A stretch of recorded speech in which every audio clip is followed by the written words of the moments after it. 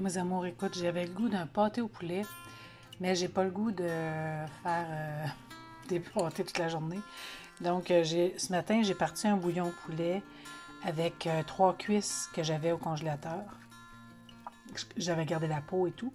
J'ai fait mon bouillon avec ça. J'ai mis oignons, carottes, céleri, feuilles de laurier, un peu de thym, persil, du Beauvril au poulet, sel, poivre.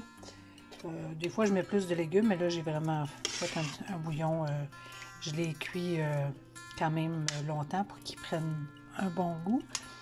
Là, j'avais pas de lait ni de crème, donc il faut que j'aille faire une crème. J'ai pris crème de poulet Elmer, là. Ça donne un bon goût, puis ça remplace. Je vais faire cuire mes carottes tranquillement. J'ai mis une grosse carotte, un morceau de patate douce, une grosse patate dans le fond, ou l'équivalent de 2 petites patates. Je vais rajouter mes petits pois juste à la fin, avant de mettre ma pâte. Je vais juste faire venir mes carottes à moitié. Ils vont continuer à cuire quand ma pâte va être sur le dessus. Dans le fond, je vais faire un pâté au poulet avec une croûte juste sur le dessus. Puis ça devrait être bien bon. Dans le fond, on n'a pas besoin de tant que ça de manger de la pâte.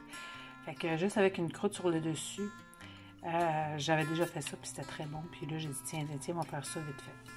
Fait que je vous reviens, je vais faire la pâte.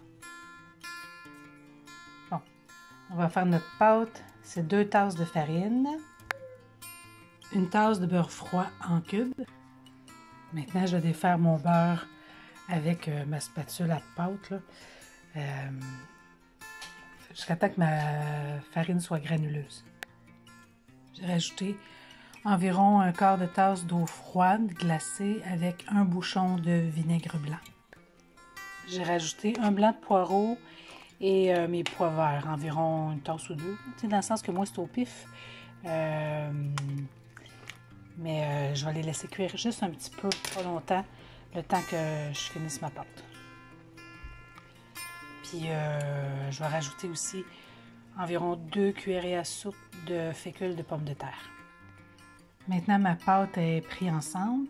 Je vais rajouter mon ingrédient secret. C'est un blanc d'œuf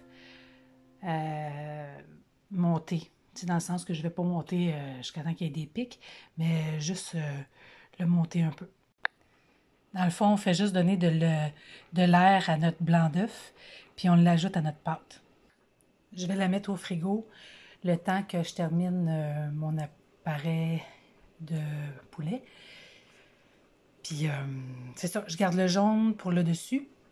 Étant donné que j'ai pas de lait, d'habitude, je mets du lait mélangé avec le jaune d'œuf sur le dessus. Mais là, je vais mettre un petit peu d'eau avec mon jaune d'œuf, puis ça devrait être correct. Finalement, je vais en avoir assez pour en faire un pour nous, puis un plus petit pour mon papa. Il y a peut-être 4 portions dans ça, fait qu'il va être content. Donc, j'ai bien enfariné mon plan de travail et j'étends ma pâte. J'ai badigeonné ma pâte de mon jaune d'œuf. J'ai fait un contour pour pas que le bouillon sorte. Et on met ça au four.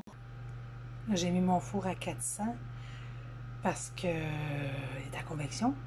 Mais vu que mon appareil est pratiquement cuit, c'est juste pour faire cuire ma pâte. Donc, je l'ai fait mon four un peu plus chaud que d'habitude. Et voilà, les pâtés sont prêts.